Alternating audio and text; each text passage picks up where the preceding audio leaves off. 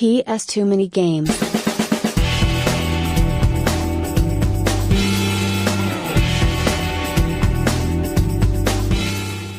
Welcome to another glorious episode of PS2ManyGames. It's cold, but it's bright. We're in Lowestoft by the sea, most easterly point in England. This is another very much impromptu episode. There's a local game shop that was suggested from a friend Colin. And we're both here today, by the way. Say hello, Dave. Hi, Dave. Hi, Dave. You might notice you can actually hear Dave with actually double mics. You can hear everything he says. Excuse the heavy breathing. Excuse the heavy breathing. He's how can I put this? He's put the mic very close to his mouth. Right. So, what's his place called again, Dave? Games Exchange. We are professional here. Games Exchange. We're only about 5 minutes away. This is so impromptu. I've only been wearing jeans for 15 minutes. Well, we don't need to hear that. They don't want to hear that either. Do not put that in the video. Oh, crap.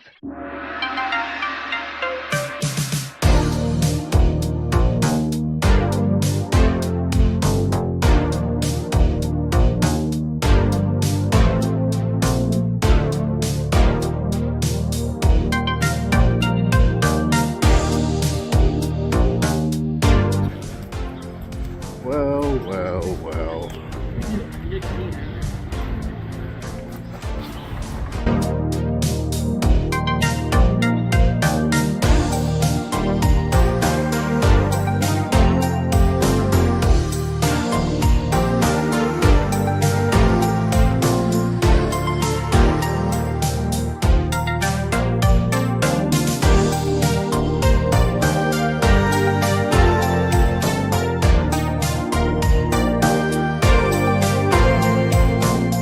Right, so we were going to try the Salvation Army, but they only take cash at the moment because of their card issues. Only take cash in 2023? The audacity! Also, we were walking the wrong way. We're not professionals here. We had two choices. It's one straight road. And we chose wrong. It's one straight road. It's a literal straight road, and we went the wrong way.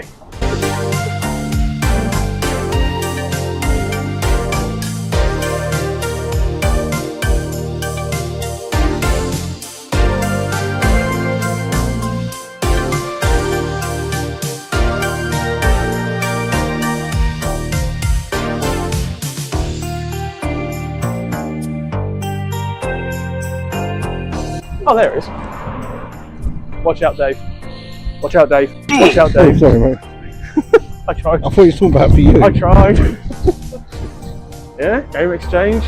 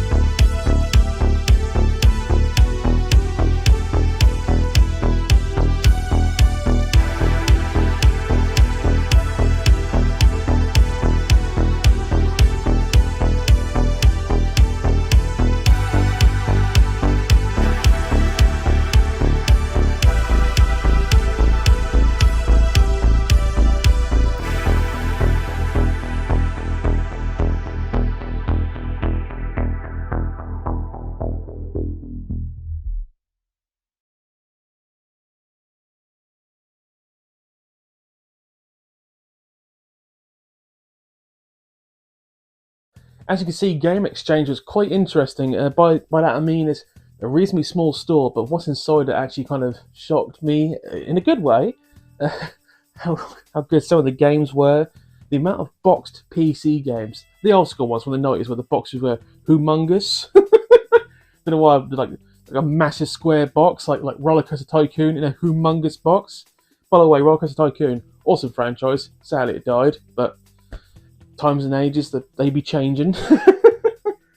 Yes, I was relieved that Colin told me about this place, because this place is, for me, for PS2 especially, was very good. Sadly, I went at a time where finances weren't great. It was just before payday, so I basically bought a few games. I could have bought a lot more. I could have bought a lot more one go, but wrong place, wrong time. Well, right place, wrong time. We'll go with that one. The owner, genuinely nice man. The owner was very talkative, very knowledgeable. Even gave me a slight discount. I didn't even ask for it. He just took about like 10% off. That was pretty awesome of him. A game that Dan, the games man, Dan would love this place. Just for the random, like obscure stuff, even like Sega CD games in the corner, which you'll see in the video.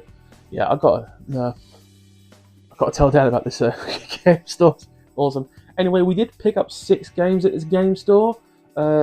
Basically, games that I picked games up that I've struggled to find, and like weird ones. For instance, game number 1, Safari Africa Adventures, or to be precise, Natural Geographic Safari African Adventures. Never even knew this existed.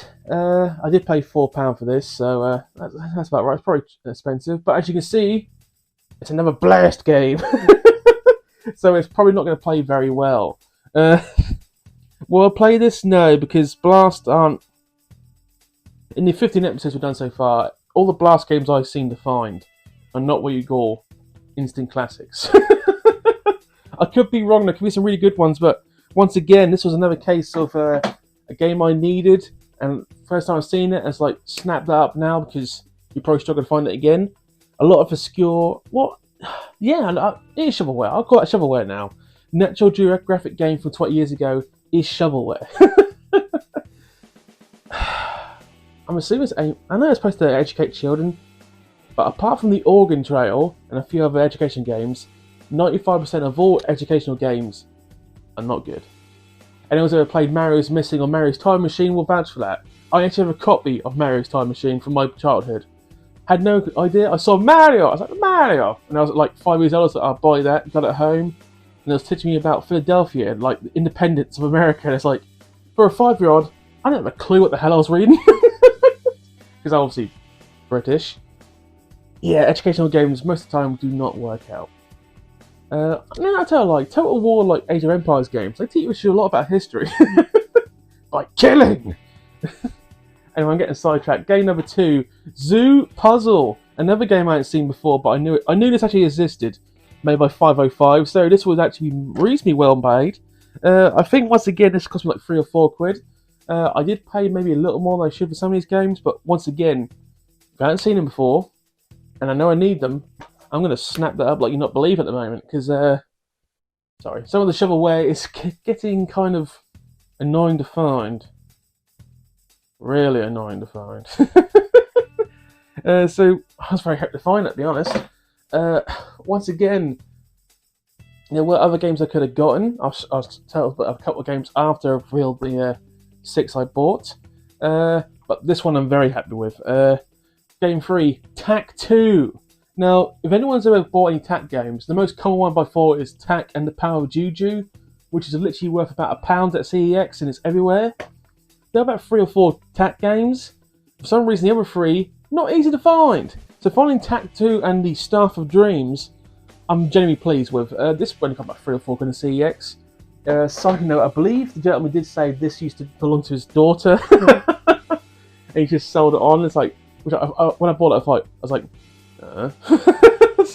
don't make me feel bad, man. No, he's a very nice man. Game number 4 from Game Exchange. From the Army Men franchise, Air Attack Blades Revenge. These are not that easy to find either. There's about 6 Army Men games. This one's more rare than most. While I got this, for most of our American fans, or most people, if you ever had the game console, the 3DO, there's a game console released in the mid-90s in America. I don't know if we got it over here, but I think that's the console famously with the advert where they threw a Super Nintendo and a Sega Genesis Mega Drive into like a box, and it said kids toys, and on top where they put the 3DO. Good campaign. Problem is the 3DO was ridiculously expensive, and some of the games for the 3DO were really weird. Like, like obviously it was a CD-based console, but it was a bit before its time. Anyway, long story short, it flopped badly. Why am I mentioning this?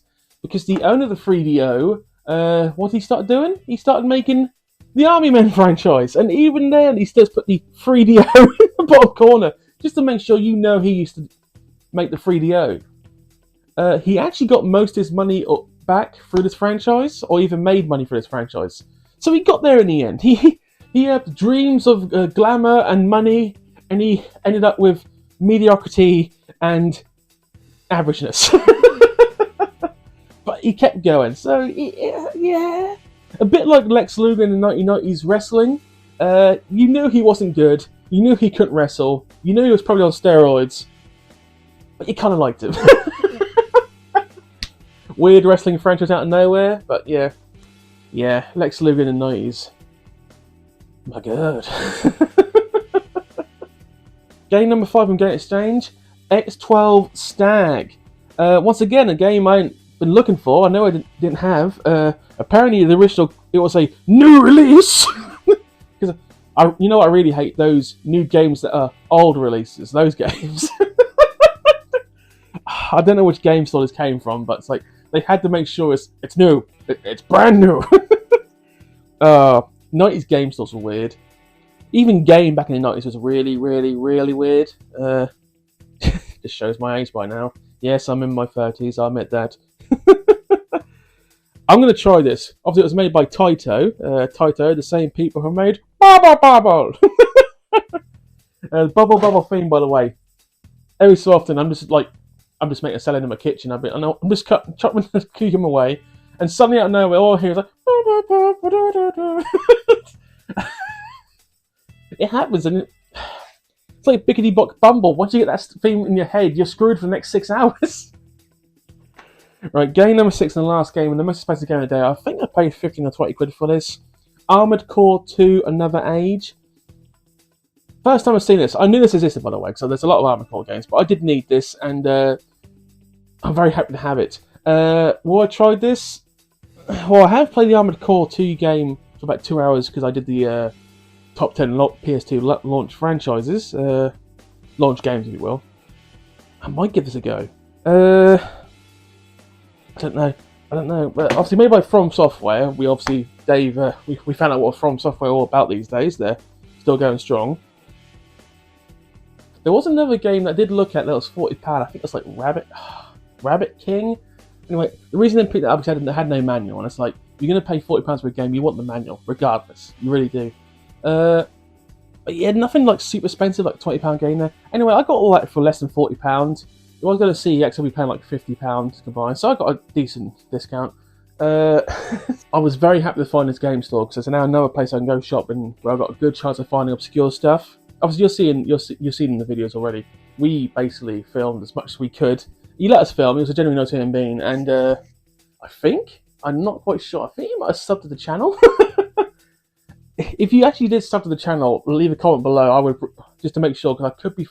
I think you did. I think you did mention you would, but you never know. People are just super nice. You never know, because yeah, people have been actually nice to me. Side note: ever since I started doing this, and these stores where I'm asking them to record, they've let us record. They've always been super nice about it.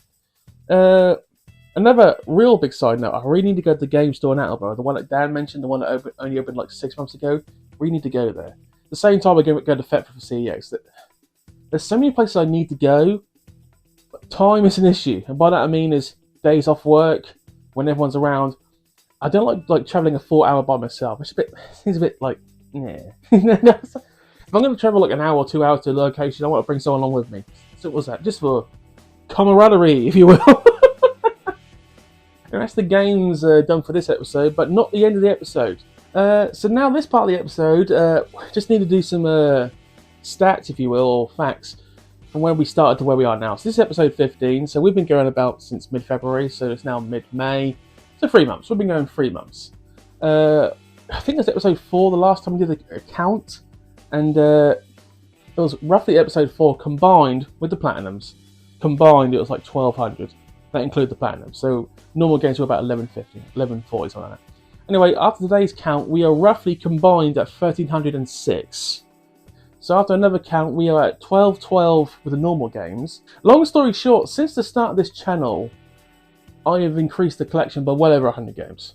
I mean, since episode 4, it's gone up nearly 80 games, and before that we had a few, so well over 100 games have got to join the collection. We're currently sitting at 1212 for the normal games, and 88 for the platinum games. So, something like that. It's roughly like just short of 13 or above 1300. My maths isn't super good. Or, my maths isn't super... My maths used to be better. Used to be better at maths. I can still do a lot of maths. Why do I mention this? Because obviously, since the last episode, our subs have gone... Well, they've increased massively. They've gone up 25% since the last episode. Legit, we've got about 40 new people watching this from the last episode, which we thank you for. We appreciate you. That came out of nowhere. Literally came out of nowhere. Welcome to the channel. So when I started doing this channel, we were just under halfway. Now we're well over halfway. Because I think the official number for the normal PS2 games, I think it's 2230. Officially in PAL, there are 2,230 PS2 standard games. I don't know if that includes collecting versions or not. I don't know if that includes like random versions, like all like the 20,000 like football club games. I don't know, but that's the number I was given by a very knowledgeable group on Facebook, PS2ManyGames group. They know better than I do. Platinums, I'm not entirely sure, but I thought it was like 400 platinums. I could be wrong. It was like 429. I keep thinking that. It could be a lot less. But anyway, we're at like 89 now, so we're not even a quarter away for the platinums. And the platinums are going to take a lot longer to get, for the simple reason that no one kept the platinums. Which I fully get, because I don't know if the platinums had like better versions. I doubt it, but the platinums no one seemed to care for. It's like the PS1 like platinums. For some reason, people don't like the grey label or the original black label. I understand that, but obviously this is the opposite. I don't think people cared about the grey label on this one. They just like the white label. The original is always worth more, I think. The platinums, I do want to get the platinums done, but they're like secondary to like the main line of games. So I'm not always looking up for platinums, but when I go to certain stores, obviously grey end stands up more than the white ends do. But it's all the same games. The amount of Finding Nemo platinums I find is ridiculous. The amount of all the Disney like platinums, Kingdom Hearts platinums, Finding Nemo, like I think Bolt, stuff like that, they're so common. And like the really obscure ones, the ones you actually want. I think the hardest one we're going to find is the Dragon Ball Z Budokai Tenkaichi 3. I think that's the hardest platinum. Because the normal game is 55 quid. To find the platinum version is going to be hard, and I have not seen one yet. It was hard finding the Sonic 2 platinum. Obviously, we got that at OLL. Very happy about that one, by the way. So I'm going to be doing this for quite a long time. Since I started doing this collection, it's been 2 years since I actually started collecting. So in 2 years, I've gotten over halfway, which is pretty good. I'm very happy with the way it's going, and I'm very happy that I can now share this collecting with people, because I never wanted to do this before 3 months ago, but I thought I'd give this a try because I was curious. I was curious to see if there's like a lot of like retro game hunters these days, and there it is. There are like hundreds of us, like hundreds, maybe a few thousand of us, who all watch different channels. Like for instance, the majority of you definitely watch Dan Games Man. I understand why, because he's been around longer, and the majority of you probably came from Dan Games Man, which I appreciate. But it's like Retro Chef. I think it's Retro Chef. Like for retro games and such, I watch him. Ember Games just subscribed to me, and she's just started doing one, and she's a very nice person. There's other people too. Oh my god, I'm not going to answer you all, but for those of you, if I like your channel, I do sub back, because I like other retro gamers. So anyway, what does the future hold? Next week is probably going to be I suppose it's going to be a random episode, because it's already got it. I went here about 2 or 3 weeks ago. It was in Norwich. It's going to be tabletop related. and you're going to go in more detail about one of my favourite hobbies I do. I'll explain that when I get there. Travelling wise, I generally do need to go to Kingsland/Thetford. I will be going to one of these probably in the next month, depending on finances and company, if you will. I do need to go back to Doncaster. The main reason I need to go back there because there's a very good retro game store. I forgot their name, but they're infamous. Like, you Google it, they've got their own website, and that probably the most professional, cleanest retro game store around. Doncaster again. Why is Doncaster one of the biggest places for retro games? That's only about 3 or 4 hours away. I don't mind doing that. Norwich gaming market is next month, June-ish. So I will most likely, if I'm free, be going to that for obvious reasons. But once again, between the wrestling and early July and such, I'm going to basically play it by ear. Sometimes if I've got spare time, I'll go to one of my local game stores. Great Yarmouth, for instance, Lowestoft, Norwich. It's very handy being like near 3 known places with multiple different game stores. That's really handy because I don't want to keep them in the same generic game stores. But sometimes Sometimes I just need to go somewhere. Otherwise, also eBay has kind of dried up for me at the moment. I'm not buying anything worthwhile. We'll go with that one. I'm not going to overpay for things that are not worthwhile. I've started checking out Vinted because Dave advised me to. Sadly, I'm not finding anything worth of value, and by that I mean is anything that would be slightly cheaper. And I think some people's valuations of PS2s are well overestimated. I don't think people realise that PS2 consoles aren't worth that horrifically much. If you're paying more than £50 for an unboxed PS2, you're getting screwed. Simply put, I know in CEX I think you're like paying £80 these days in CEX and like that, but you get 2 years guarantee. So just think about that. I do need to start buying more boxed things like consoles because I keep looking at them, but I want good condition. I don't want like you can see like scratches from a mile away condition. I do like the original blue box PS2 though, but obviously the yellow box PS2 Slim is pretty cool at the same time. I still need to finish off building this rack on the wall here. It's the one I started. Once again, I might film that, I might not. But there's a lot of what ifs at the moment. A lot of not so much shenanigans, but what do I do next? Anyway, that's for another time. Thank you for watching once again. Please comment, like, and subscribe. If I started ranting there for the last 5 minutes, I apologise. I'm just trying to tell you what's happening. Dave asked me, strange enough, do you want me to set up a Discord? It's like, no, because we're still a very small channel. Discord's not really necessary yet. So if we do becoming like keep growing at this rate, I might set up a Discord just for chats because I'm just curious. I like Discord because obviously you can have a general chat to general game collectors who know what they're talking about and people who genuinely likes talking to. I like talking to people. It's one of the things I like doing. It might sound sad, but out loud, but it's true. Some people are very invert. I'm an outvert kind of person. You know what I mean? Yeah, I don't talk your face off, but for certain people, I will talk you for hours if you want to.